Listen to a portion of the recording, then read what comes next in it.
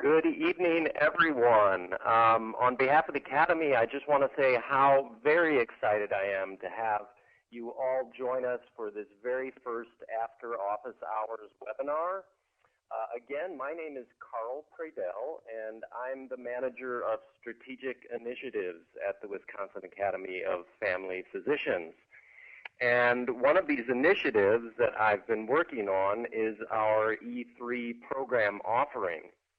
And I mention E3 because you will be hearing a lot more about it in our various communication vehicles, the WAFP website, e-newsletters, etc. E3 has been designed to engage, enrich, and energize, hence the name E3, through a series of webinars like the one that we are all about to partake in, live roadshows, meetings, ceremonies, and other events. So I'll be moderating today's After Office Hours webinar, Honoring Choices Wisconsin, Improving Advanced Direct Planning Across the State. And in an effort to keep things moving on schedule, I now would like to introduce tonight's presenter, Dr. James Deming. Dr. Deming received his medical degree from the University of Wisconsin School of Medicine and Public Health.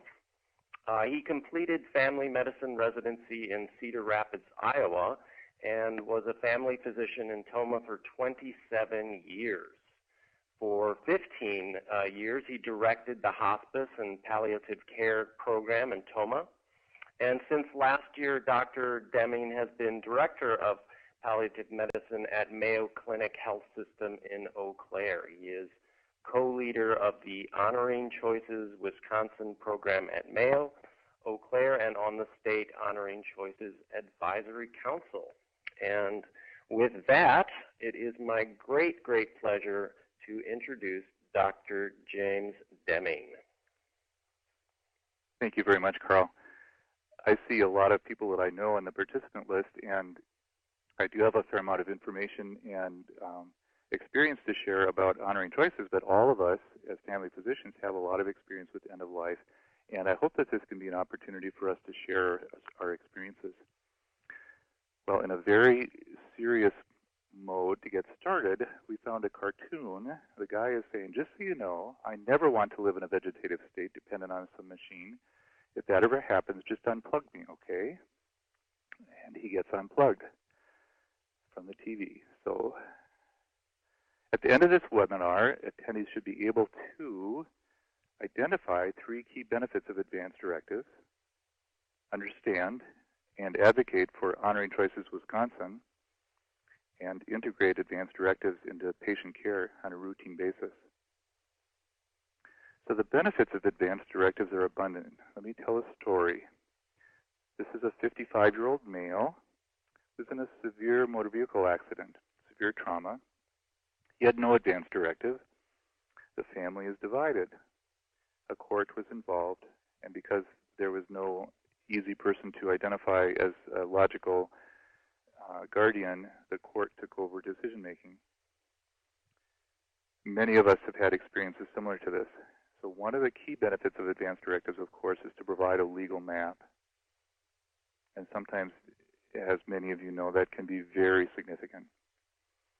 This is the advanced directive that we kind of joke about. In Wisconsin, it's not legal. You need to have a signature. Well, let me tell another story. This is an 84-year-old male who had a severe stroke. He had prepared an advanced directive which stipulated no feeding tube, no ventilator. Comfort care was provided, and he passed away 8 days later peacefully with family. You can see my technologically challenged. Here we go. So the second big advantage of advanced directives is to make a difference in guiding care and reducing grief. And many of us have experience in understanding that sometimes this can be very significant in reducing grief. So advanced directives are anything that tell about what you want for your care in the future. Living wills were first on the scene and basically kind of clarified what you would want done if you were in a vegetative state. Power of attorney for healthcare specifies who you would want to make decisions for you if you are unable to, and quite often they are combined together, so that you not only specify your agent but also specify some of your preferences. So let me talk a little bit about some of the statistics behind this. The CDC in 2005 surveyed people and found that 60% of people thought it was important not to burden their families. But 56% of patients had not communicated their wishes. 70% of people prefer to die at home, but 70% of people die in an institution. In a survey of Californians in 2012, 80% said they would like their doctor to talk with them about end-of-life care. 7% said that the doctor has actually talked about end-of-life care.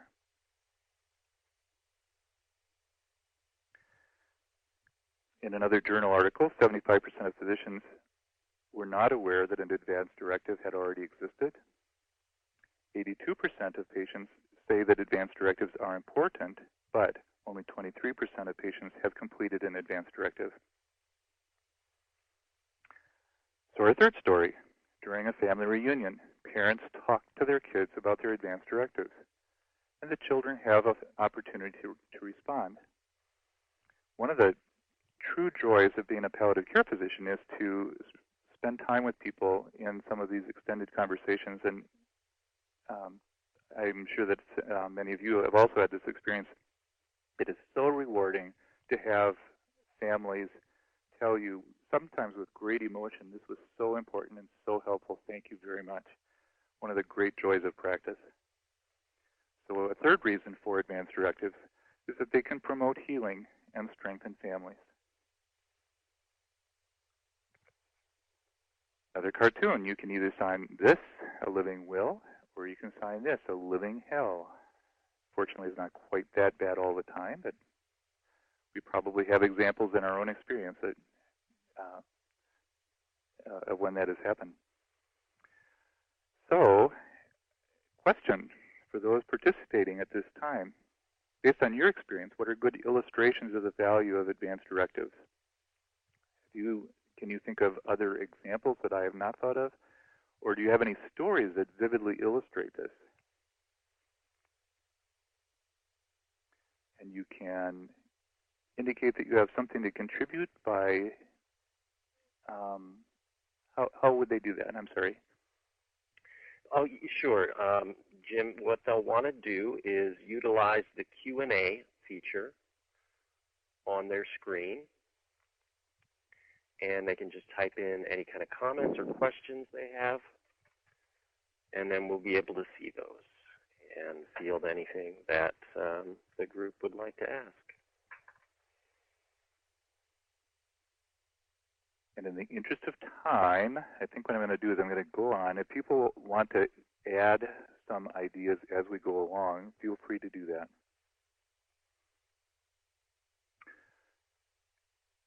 I'd like to talk about Honoring Choices Wisconsin, a program of the Wisconsin Medical Society and partnering healthcare organizations. They center on change, creating change, on advocacy, and also education. And they are heavily centered on conversations.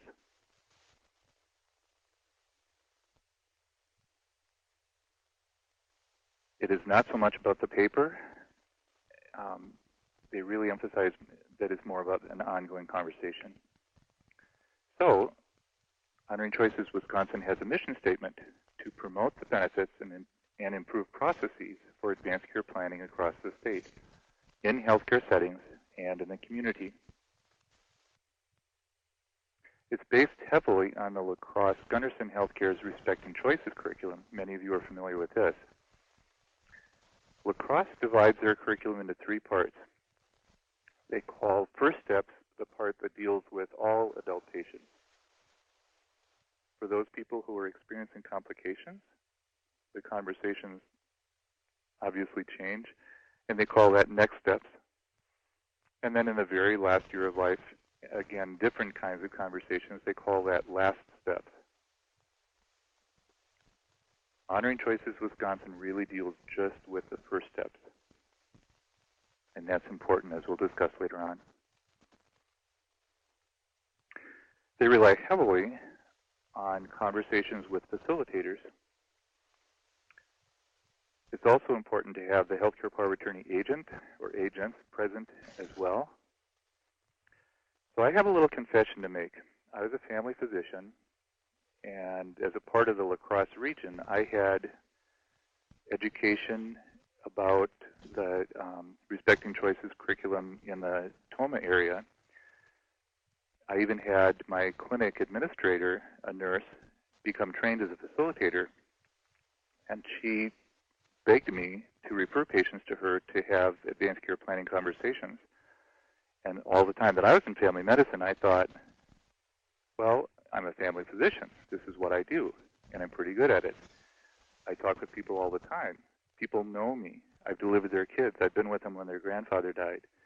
I am much more capable of having a conversation with people. I then became a palliative care physician and realized that, indeed, family physicians don't have the time. They have critical things, but they don't have the time to have extended conversations. So what I'm going to lobby for with all of my partners in family medicine is, please think about using a facilitator and having an enhanced conversation to augment what you talk with people about. Advanced care planning it's a process of understanding, of reflecting, and discussing. It is not just a paper, and is not a one-time event. It is a true process that continues over time. So advanced care planning asks questions to get at who are you as a person, and what are your values and goals? What situations might you face? I'm going to add a few other questions that aren't on the screen. I found one that's very helpful is, where do you draw your strength? Where do you turn in difficult times? And quite often that opens another question. Are you a spiritual or a religious person? Quite often people will have stories about experiences that they've had with end-of-life care with other family members or friends. And sometimes it's like uncorking a champagne bottle, just outgushing of all these stories that, I need to tell you, my stepmom was on a vent for 2 weeks or whatever. So it's really interesting, isn't it? These conversations are difficult to hold, but sometimes when you get people going on them, it just opens up the floodgates. Advanced care planning also asks, how do your values relate to your health? Who do you want to convey your values? And how do you record them? Other questions might be, what makes life worth living? What do you enjoy doing where you completely forget about time? I've also noticed that, you can make a list of these questions, and it's wonderful. They're a very good resource, but it's a little bit like reading sheet music. You can see what the questions are. You have to practice asking them, and you have to get experienced with responding to people's answers. It really is a dance. The music is set by the other people, not by us, and you have to dance to their tune. And it just takes practice to become familiar and comfortable with doing that.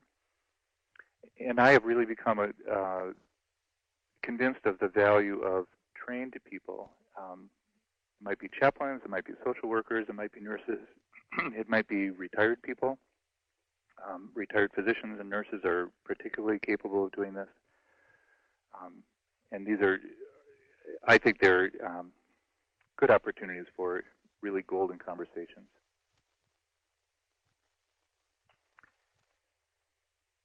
There are many questions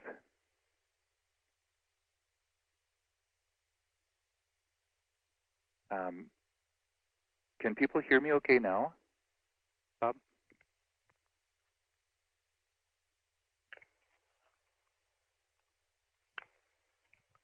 Jim, I can hear you just fine. Okay. All righty. going on, Honoring Choices Wisconsin seeks to make advanced directives a routine part of healthcare. In other words, how can we make it so that all of our adult patients get one done? It's for all people of all backgrounds, faiths, cultures, and identities, and then it should be accessible.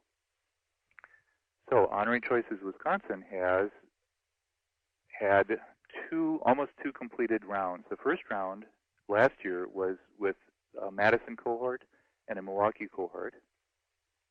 I'm a part of the second round in the Western cohort up here in Eau Claire. So in 2002, it was 2000, mainly around La Crosse, expanded in the first and second waves. Next year, significantly more counties are engaged, and hopefully we will spread it further. So the pilot, part of the Honoring Choices and the Respecting Choices design is to set up a pilot, not designed so much to get a lot of people through it, but to test the system. And usually you want to target one demographic, like only dialysis patients or only physicals of people over 55. We really found that this was important for working out the kinks in the system, and we encountered a few of them. So the purpose of the pilot is to test new workflows and processes, to give newly trained facilitators opportunities to practice their skill, and to learn lessons for broader implementation. So now that we are done with our pilot, or almost done with our pilot, we are beginning to think about how we want to spread it throughout our organization across our entire region. So the key elements in the educational portion of Honoring Choices Wisconsin are system design, facilitator education, continuous quality improvement, in other words, collecting data and acting on that. And then, as the next step, is to spread to the community and involve the community. So just some of the specifics, if you are interested in becoming a part of the training program in October, they have a pre-training event. So that's October 22nd this year. This year we'll be presenting for 15 minutes about what we've experienced, but then a lot of talk about how to go forward. A training workshop in December, facilitator class in February. The pilot will be through March through September. And then another conference, and then another training event for going on to plan the next expansion after that. Honoring Choices Wisconsin has a new advanced directive form. The state of Wisconsin has an advanced directive form. We have expanded this to include more, such as you can specify I want CPR or I do not want CPR. We have a section for donating organs. And then there's a card, a wallet card that you can include or that you can carry with you to remind people that you have an advanced directive. Honoring Choices Wisconsin is not encouraging one decision over another. It is not legislation. And it specifically is not the POLST form, the physician orders for life-sustaining treatments. POLST has become a lightning rod, at least in some circles, as something to object to. And in fact, in Eau Claire, it prevented for a while our even talking about Honoring Choices, even though POLST is a part of the Last Steps program of the La Crosse program, and that doesn't have anything to do with Honoring Choices Wisconsin. Interestingly, those people who were most concerned about the POLST form have been working in conjunction with the designers of the POLST and in La Crosse, and they are coming up with forms that probably will work. This is the old POLST form, but they are getting close to, I am told, a way to get around this so that for most people it should be acceptable, even for people with very strong objections to the previous POLST form. The Wisconsin Catholic bishops have an addendum that they encourage to be added to the Wisconsin Advanced Directive, and this is available on the web. If you just Googled Catholic Attorney for Healthcare, Power of Attorney for Healthcare form. and that can be included for patients who desire that. As we take this wider, we are taking our lessons learned, we are training more facilitators, and we are training instructors to be able to continue to get more facilitators.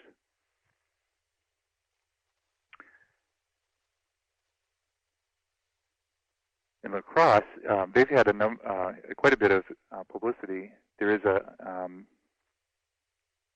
video that's 5 minutes long.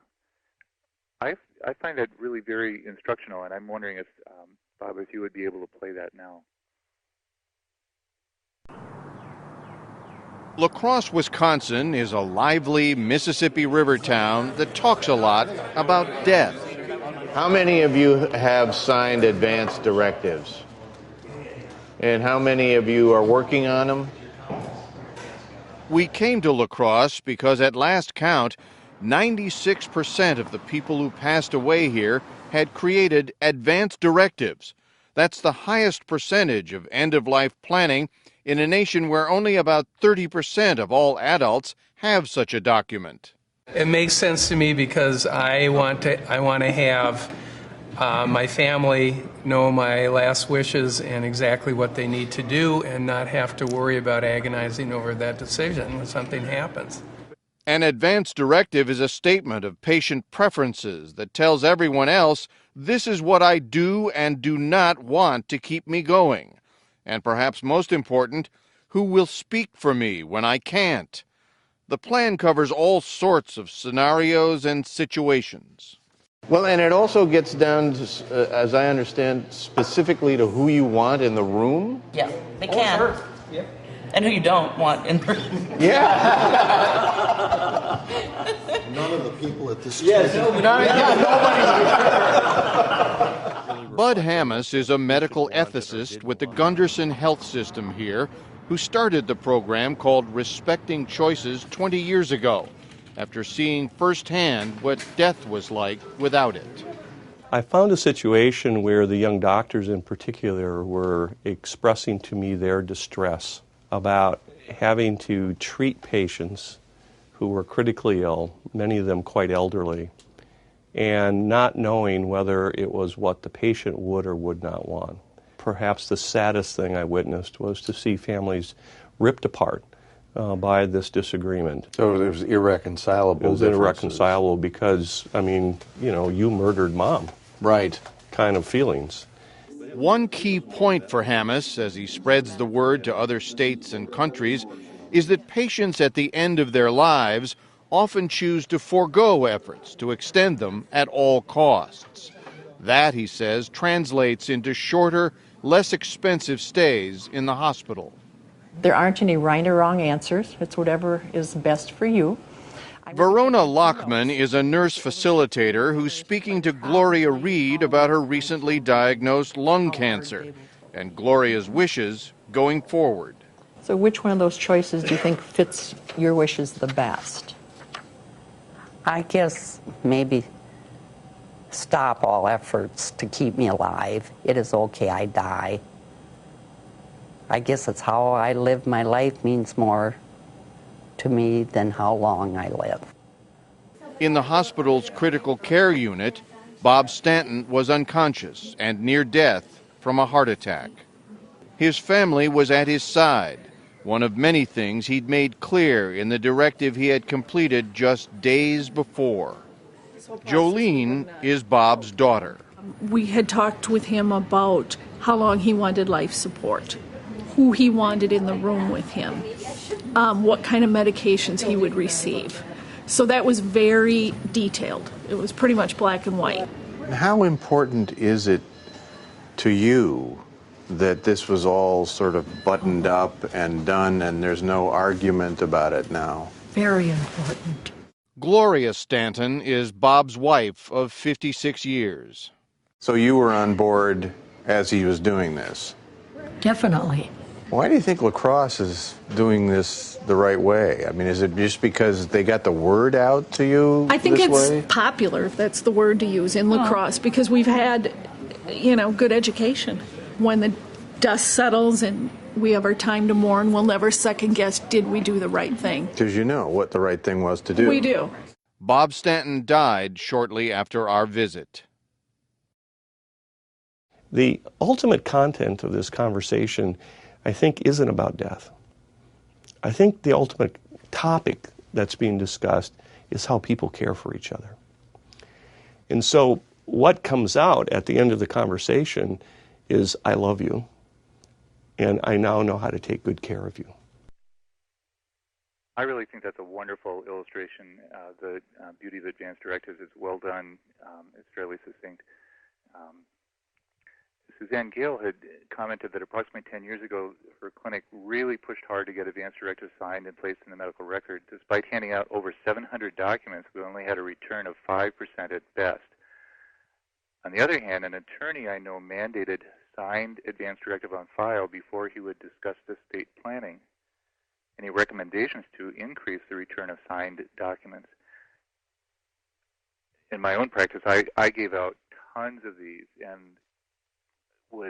it was rare when people would bring them back. And my experience would echo yours, Suzanne. And I think what really we need to figure out a different way to hook people or connect people. And one of them is to set up facilitators so that you can say, would you be interested in this no-charge visit to come in and talk with a trained facilitator, and make sure that you get that conversation done and then document it. We'll talk toward the end about some other things too, but and other people may have some other examples of techniques that have worked. There is an opportunity to answer a question right now. What are other good examples of community involvement in promoting advanced care planning? So other examples besides lacrosse, something that's been shown to work. And you can, I guess, raise your hand by pressing *#, or you can type in the question. Any contributions?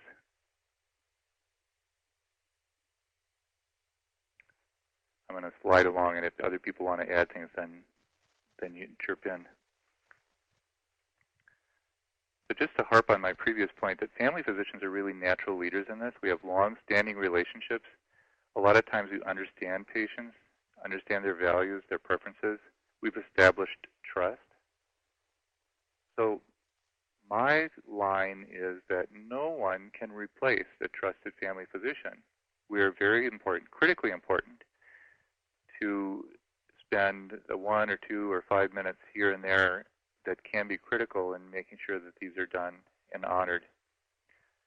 But I just don't think that family physicians, in the usual course of events, has the time to have extended conversations with people, and other people can help. So as family physicians, we can recommend that other people complete their advanced directives. We can complete our own, and then we can recommend the conversations. And again, family physicians do not have the time for extended conversations. And in many other areas, we refer to other people more trained and specialized in certain areas for dietary counseling, diabetes education, or for warfarin monitoring. And wouldn't it be nice to have people available to help with these things that allow us to spend more time doing the things that we're really good at in other areas? I really have I have come to appreciate that facilitators acquire skills that are really magnificent. And it is the difference between reading sheet music and hearing someone sing a song beautifully. When you see facilitators working well, it is really beautiful. So what can we say? You can just say an advanced directive helps make sure that we know your wishes. You can say, I've completed mine, and I think every adult should. And a facilitator could meet with you and your power of attorney for health care to help the conversation. It is my belief that in the hospital, every adult should have an advanced directive. it is my great hope that every patient who requests do not resuscitate in the hospital should be offered a community DNR bracelet, because in Wisconsin, the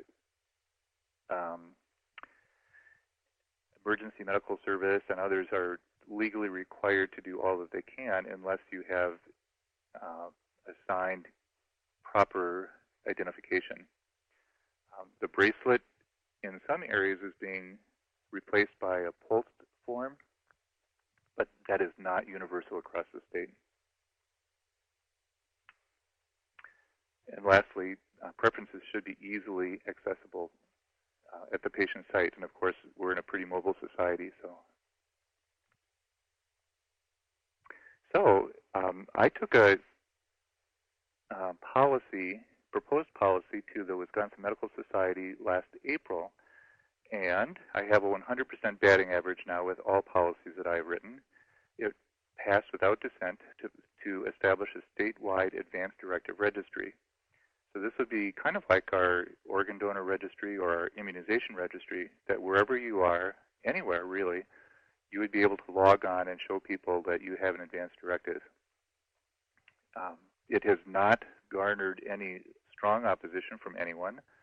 Legislation has been drafted for it. I don't think it has been submitted yet, but that is ideally something that will be coming down the road. 10 other states have this already. Louisiana has had this for 22 years, so Wisconsin could do this. A simpler advanced directive form is needed. So the Honoring Choices Wisconsin advanced directive form is beautiful. It's long. It's in college-level education writing. It's good for many, many people. We really need something simpler, and one of the ideas that has been bandied around is to make a comic book or a graphic novel kind of a document.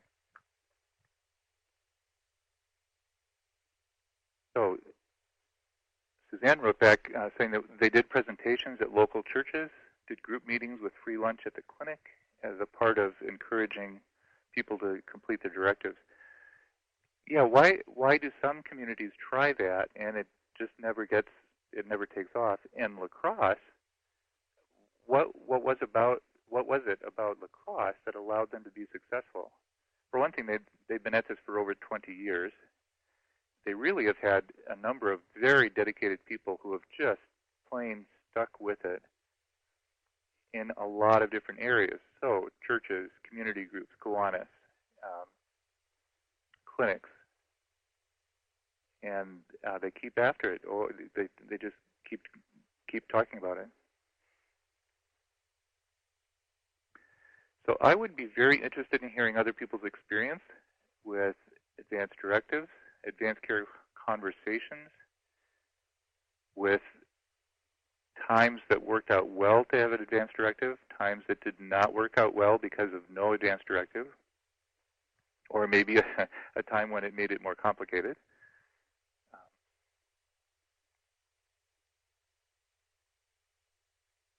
And again, people can press *# to actually ask a question, kind of raise your hand, or can type in some questions.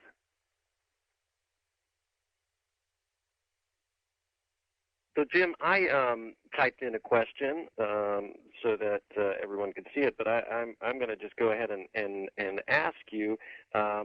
You mentioned this idea of a graphic novel or comic book, and boy, that as a creative, that certainly sounds like a neat way. And I'm always trying to think of the audience and what kind of communication vehicles work best with the audience. And so my ears definitely pricked up when you mentioned this idea of a graphic novel or comic book. And is this just one of the ideas that is on the table, or is there anything being done to kind of make something like that come to life?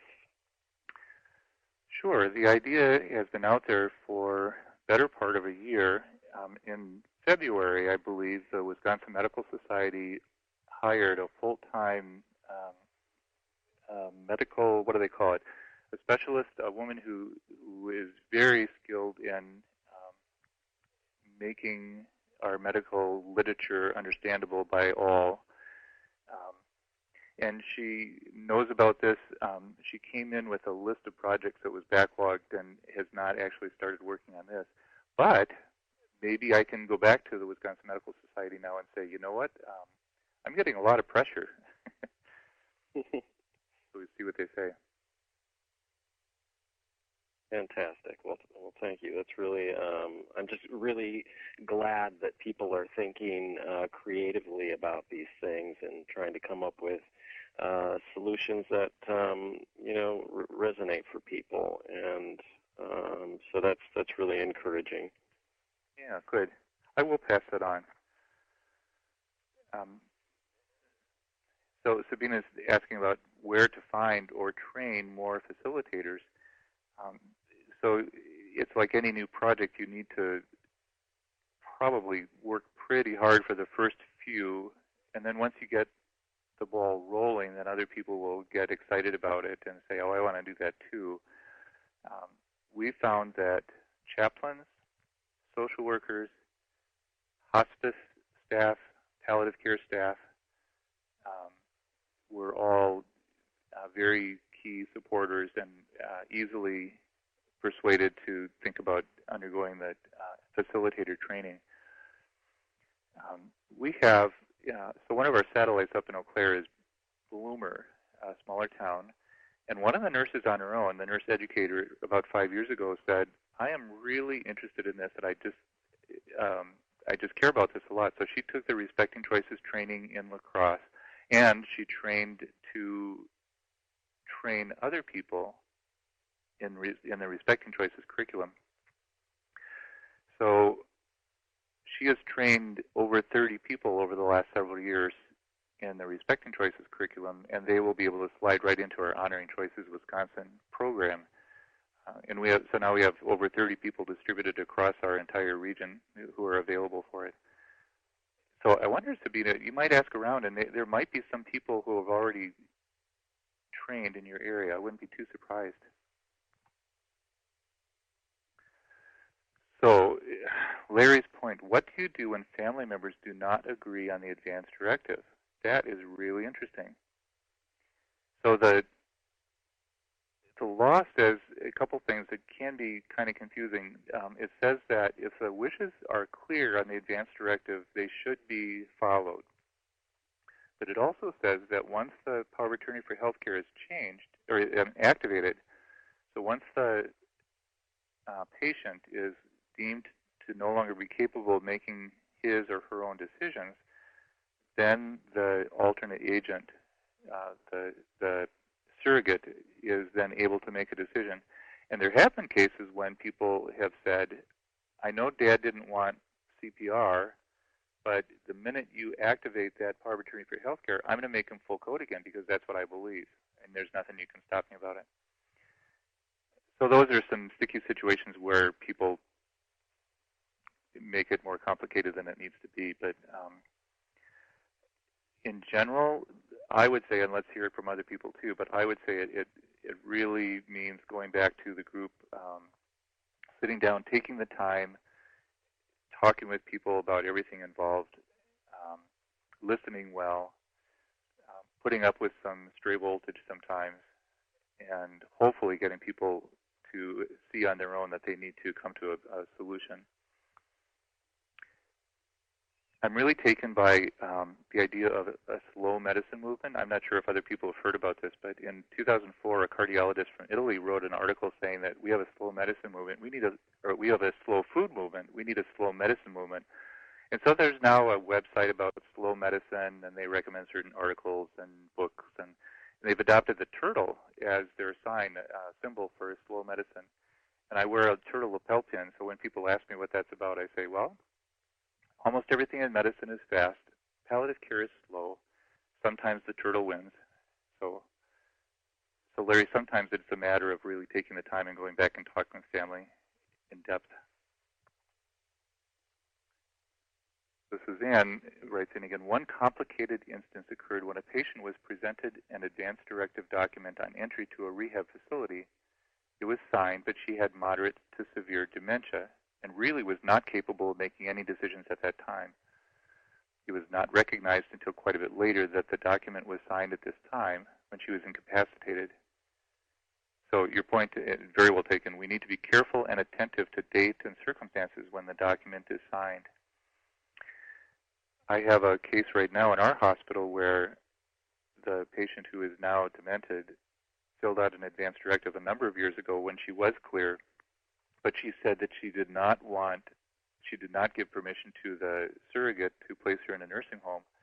Well, guess what? She needs to go to a nursing home now. So they are having to go through guardianship proceedings to take care of that. We've also had instances when an advance directive has, they might say, I want all 4 of my children to be co-deciders, which is not technically legal in Wisconsin. And you can either just ignore that and get around it and hope that no one objects to it, or you can have them make out another one if possible. We've also had advance directives nullified because the witnesses signed with a different date than when the signer signed.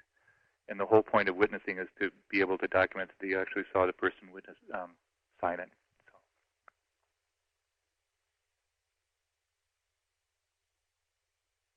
And I know for sure that in this audience there are people who have other examples of advance directives that have or have not worked well.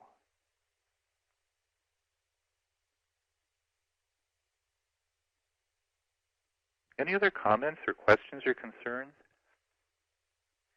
I'm really optimistic about Honoring Choices Wisconsin. I think this has it's an opportunity for us to really shape advanced care planning across the entire state. And I think if we have articulate, thoughtful, compassionate, enthusiastic supporters among family physicians, that'll go a long way to helping show the nation that Wisconsin can do this well, do it right. So I guess I've drunk the Kool-Aid. I'm pretty enthusiastic about it.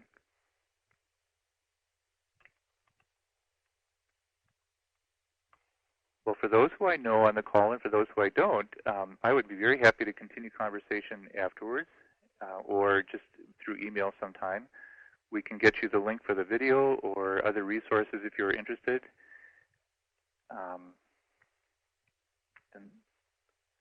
Oh, Larry, you have a great question. How can the Wisconsin Academy of Family Physicians continue to support this effort?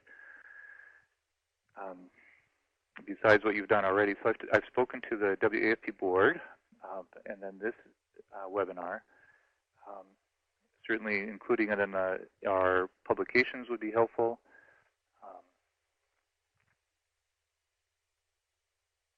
Bringing it up at different meetings, including it in CME materials, even if it's not a primary focus, at least something that we could include as a part of other talks. So the idea would be to weave commitment to this throughout the organization so that nothing that we do related to this gets by without mentioning it and tapping it and strengthening our program. Well, thank you, everyone, for allowing me to share my enthusiasm for something that I feel passionate about. Jim, thank you so much for a wonderful presentation. I want to thank all the participants who joined us tonight. These presentations are really meant to be conversations. So when we get folks asking questions and engaging in that way, it really becomes a dynamic experience. And so I do want to thank everyone for all the great questions and comments. I also just want to plug our next after office hours webinar, which will be taking place on the evening of October 29th. And that will be on Family Medicine for America's Health, Future of Family Medicine 2.0. And that will be presented by Dr. Glenn Stream. So I really hope that all of you will consider joining us for that evening. and we will certainly have more information about that webinar on the WAFP site, and we'll engage members in other ways as well so that we make sure that the word gets out. After we conclude here in just a moment, you will see a survey. It's a brief survey with some questions about tonight's presentation, about logistics, and about the presentation itself. And if you could please just take a few moments to answer those questions, those will be of great help to Dr. Deming and myself and the Academy. So with that, I just want to say thank you so much to everyone. It's been wonderful having you here tonight. Dr. Deming, thank you so much for a wonderful and engaging presentation, and look forward to working with you again. And with that, we're going to close. Thank you so much, everybody, and have a wonderful rest of your evening.